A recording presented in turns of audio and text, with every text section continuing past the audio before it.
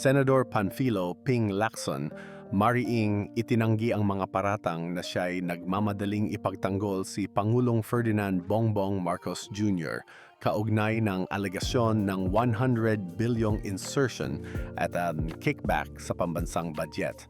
Ayon kay Lacson, ang ebidensya ay nagpapakita na maaring nalinlang ang Pangulo at hindi tunay na sangkot sa nasabing eskema. Binanggit niya na nagkaroon ng veto ang Pangulo sa 115 bilyong bahagi ng mga ipinanukalang pataw ng pondo na nagpapalagay na hindi totoo ang akusasyong siya mismo ang nag-utos ng insertion.